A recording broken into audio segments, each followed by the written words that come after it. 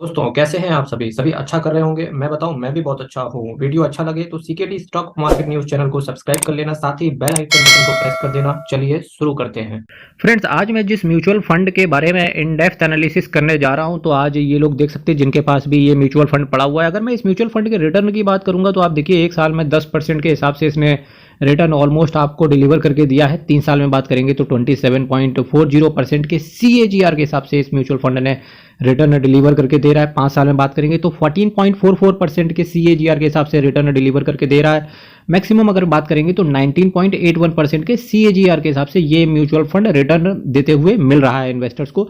अब आपको एक चीज मैं यहां से क्लियर करना चाहूंगा कि देखिए, 3 साल में 27% एंड 5 साल में 14%, ये कैसे पॉसिबल है मेरे मित्रों। म्यूचुअल फंड में रिटर्न की सर्टेनिटी नहीं होती है। आपको रिटर्न इतने परसेंट डिलीवर, जैसे एक साल में अगर मैं बात करूं तो 10% के CAGR के हिसाब से रिटर्न आ रहा है, तो म्यूचुअल फंड ये गारंटी नहीं लेता है कि हर साल 10-10% मिलेगा आपको रिटर्न, या हर साल 20-20% आपको रिटर्न मिलेगा। पर इतना कंफर्म रहता है कि हो सकता है किसी साल 40% मिल जाए और किसी साल आपको 10% भी ना मिले। तो तभी ये क्या होता है, जितना लॉन्ग टर्म में आप किसी म्यूचुअल फंड को खींचते हो वो रिटर्न एवरेज करता हुआ चला जाता है। इसीलिए बोला जाता है कि किसी भी म्यूचुअल फंड को कम से कम, अगर आप उससे रिटर्न निकालना चाहते हैं तो कम से कम 3 साल जरूर दें। मैक्सिमम रिटर्न की जब मैं बात कर रहा हूं तो 19.81% के CAGR के हिसाब से रिटर्न देते हुए दिख रहा है। NAV की बात करेंगे तो 58 रुपए का NAV चल रहा है। जब मैं CAGR की बात कर रहा हूं मेरे भाइयों, तो CAGR का मतलब होता है कि कंपाउंड करता है म्यूचुअल फंड में, और यही फिक्स डिपॉजिट से म्यूचुअल फंड को अलग बनाता है कि वहां पर कंपाउंडिंग नहीं होती है, वहां केवल आपको प्रिंसिपल अमाउंट में मिलता है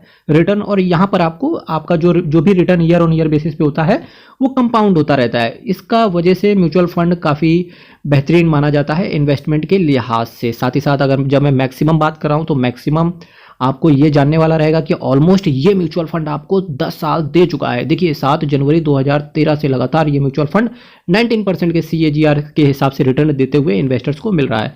कुछ और चीज़ों की बात करेंगे। आउट ऑफ 5 4 स्टार रेटिंग इसको वैल्यू रिसर्च ने दी है, तो थोड़ा सा यहाँ से कॉन्शियस रहने की जरूरत है। ईच एंड एवरीथिंग मैं क्लियर करूंगा यहाँ से। जिस म्यूचुअल फंड की मैं आपके सामने बात कर रहा था, तो देखिए, जो असेट मैनेजमेंट कंपनी है उसका नाम है एडलवाइस। अब इस एडलवाइस की कौन सी कैटेगरी होगी, स्मॉल कैप है, मिड कैप है, लार्ज कैप है, गैस करो, गैस करो। 3 2 1 स्टार्ट। होप सो कि आपको पता चल गया होगा कौन सी कैटेगरी है। आहा, कैटेगरी भी आ गई, कैटेगरी भी आ गई। लेकिन इससे पहले मैं बताना चाहूंगा आपको कि ये mutual fund Sahil Shah and Tridip Bhattacharya ji के संरक्षण में है, यानी कि ये इसके फंड मैनेजर्स हैं। इन फंड मैनेजर्स का आप क्वालिफिकेशन प्लस इनका एक्सपीरियंस देख सकते हैं, क्या धमाकेदार इनका है। और रिटर्न और अच्छा डिलीवर करो महाराज, तो मजा आ जाए बिल्कुल, है ना। तो इसी के साथ साथ मैं कुछ और चीज़ें भी कहना चाहूँगा आपसे कि अगर आप चैनल पे नए विजिट कर रहे हैं तो डेफिनेटली चैनल को सब्सक्राइब करना चाहिए, क्योंकि यही एक मोटिवेशन होता है। जब आप चैनल को सब्सक्राइब करते हो तो मेरे लिए काफ़ी मोटिवेशन होता है कि एक सब्सक्राइबर आया, प्लस साथ ही साथ ये मोटिवेशन होता है कि आपके लिए और अच्छा कॉन्टेंट किस तरीके से प्रेजेंट किया जाए आपके सामने। वेरी हाई रिस्क रहता है म्यूचुअल फंड में आपके अंदर, क्योंकि मैंने आपसे कहा, क्योंकि रिटर्न की अनसर्टेनिटी होती है, स्टॉक मार्केट बहुत तेजी से गिर सकता है। और जबकि मैं ये वीडियो रिकॉर्ड कर रहा हूं तो डेफिनेटली आज मार्केट पॉजिटिव ही रहने वाला है। तो वेरी हाई रिस्क आपका रहेगा, क्योंकि share and equity market is subject to market risk and read all schemes related documents very carefully, as well as mutual fund पे भी सेम चीज एप्लीकेबल होती है। आज मैं जिस म्यूचुअल फंड की बात कर रहा था, तो ये देखिए, एडलवाइस असेट मैनेजमेंट कंपनी, बहुत अच्छी असेट मैनेजमेंट कंपनी है। पर जिस कैटेगरी की मैं बात कर रहा हूँ, मिड कैप कैटेगरी की मैं यहाँ पर बात कर रहा था, क्योंकि मिड कैप कैटेगरी के सब्जेक्ट पे केवल 2 म्यूचुअल फंड लोगों के नाम पर आते हैं। एक होता है मोतीलाल ओसवाल और दूसरा मिड कैप कैटेगरी में रखते हैं PGIM इंडिया का मिड कैप। साथ ही साथ अदर्स पे भी हमारी नजर रहनी चाहिए, क्योंकि 2530 करोड़ का इस असेट मैनेजमेंट कंपनी का, यानी कि एडलवाइस मिड कैप कैटेगरी में 2530 करोड़ रुपए लगा हुआ है। तो डेफिनेटली ये बड़े बड़े रिटेल इन्वेस्टर्स का ही लगा हुआ होगा पैसा। तो आज इस वीडियो को देखने के बाद उनको क्लियर हो जाएगा कि वो किस तरीके का फंड्स अपने पास रखे हुए हैं। 0.55% के हिसाब से आपसे एक्सपेंस रेशियो चार्ज किया जा रहा है, जो कि बहुत कम है, और कैश होल्डिंग -0.33% के हिसाब से चल रहे हैं। बेंचमार्क जो इन्होंने लिया है, Nifty mid cap 150 total return index को इन्होंने सेलेक्ट करा है। अभी मैं बात करूंगा कि इस Nifty mid cap 150 total return index के अंदर कौन कौन से सेक्टर्स इन्होंने सेलेक्ट किए हैं, उसके अंदर कौन कौन से शेयर्स लिए, अभी मैं बात करूंगा। अगर आपको मज़ा नहीं आया, ओहो मज़ा तो आ ही नहीं रहा, क्योंकि मैंने तो सुना है कि एसबीआई में मेरे को जाना है, मेरे को तो वहाँ पीजीआई में इंडिया में जाना है, ओहो सीकेडी जी ने तो हद कर दी, मोतीलाल ओसवाल का मिड कैप मेरे को दिखा दिया, मेरे को मज़ा नहीं आ रहा। अगर अभी तक आपने 1 साल नहीं हुआ है इस म्यूचुअल फंड के अंदर, तो डेफिनेटली आपसे 1% का एग्जिट लोड ले लिया जाएगा, 1% का एग्जिट लोड ले लिया जाएगा, इस बात का आप ध्यान रखें, ठीक है।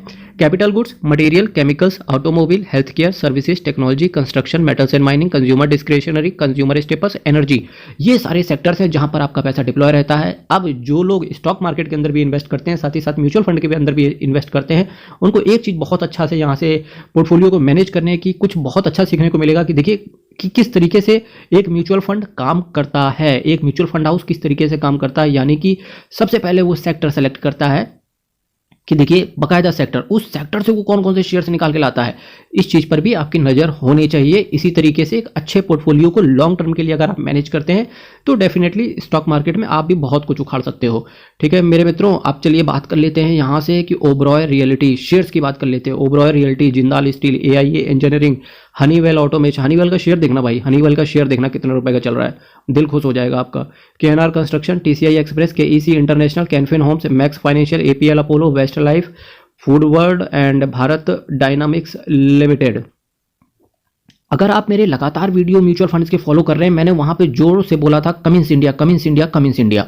अभी कमिंस इंडिया का आप शेयर देखो जाके, क्या धमाकेदार रिटर्न इसने डिलीवर करके दे दिया है। साथ ही साथ जब मैं वीडियो बना रहा था उसमें मैंने कहा भी था कि ये कमिंस इंडिया गिर नहीं रहा है, इसका मतलब है एक बेस तैयार हो चुका था। प्लस कुछ ऐसे शेयर्स होते हैं जो कि गिरते कम है, जब उठने की बारी होती है पर रिटर्न कम देते हैं पर स्टेबल रहते हैं। इसीलिए लोग कहते हैं कि हमें म्यूचुअल फंड के माध्यम से इन्वेस्टमेंट करना ज़्यादा सेफ रहता है। Cummins India, federal bank limited, यहाँ कुछ आपका पैसा रहता है। साथ ही साथ परसिस्टेंट सिस्टम्स, 4,000 रुपए का शेयर था भाई, 3200 के आसपास गया, फाइनली 5,000 तक भी पहुंचते हुए देखने को मिला परसिस्टेंट सिस्टम्स।